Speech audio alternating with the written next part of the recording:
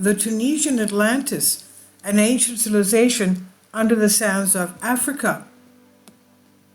Over the centuries, many stories related to the existence and mysterious disappearance of Atlantis have been written, and that's why it's considered one of the most widespread and interesting myths of classical prehistory.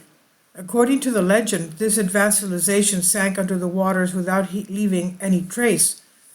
Unfortunately, ruins or archaeological remains could never be located, suggesting its possible location somewhere on the planet, although different personalities throughout history have published their research providing interesting data on the subject.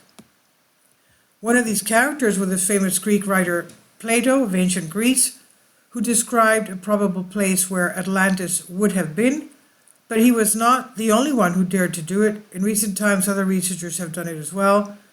This incredible as it may seem, there is a coincidence on these possible places.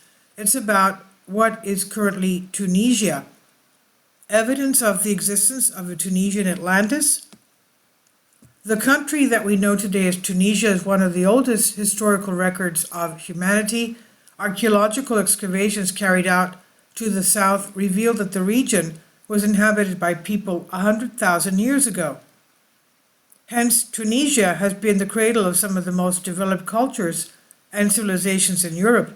It was also recognized and mentioned by both ancient Greek and ancient Egyptian writers.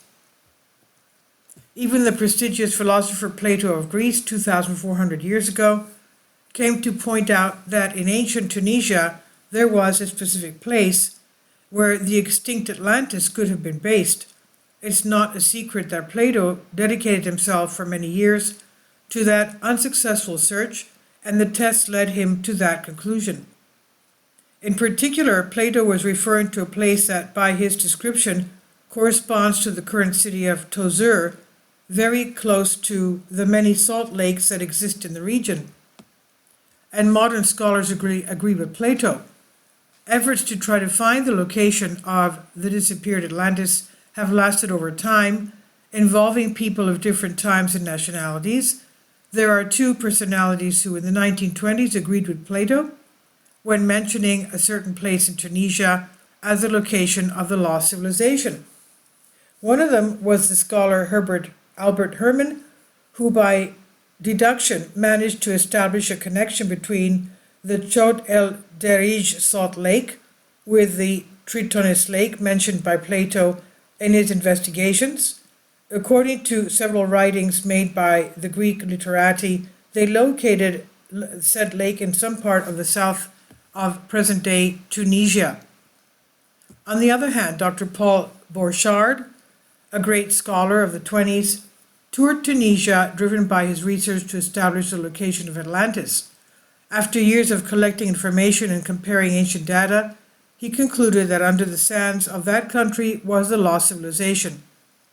Specifically, he pointed out that it could have been found somewhere between the modern city of Gabes, Takapae, and the dry lake of Tritonis, or Chott el Derij. Gabes' roots are very ancient, so much so that the ancient Greeks mentioned her by name in several of their reviews. The salty lakes of Tunisia, a great enigma. Brochard's research highlights that the Hamena dry lake was possibly an offshoot of the Chott el Derij. This led him to conclude by simple deduction that on some occasion this lake had the name the Lake of the Atlanteans, which was later called Tritonis. It's interesting to note that Paul Brochard himself led for some time a series of excavations around the Gabes dry lakes. The results were surprising, since the ruins of an ancient city were found there, as well as parts of an irrigation system.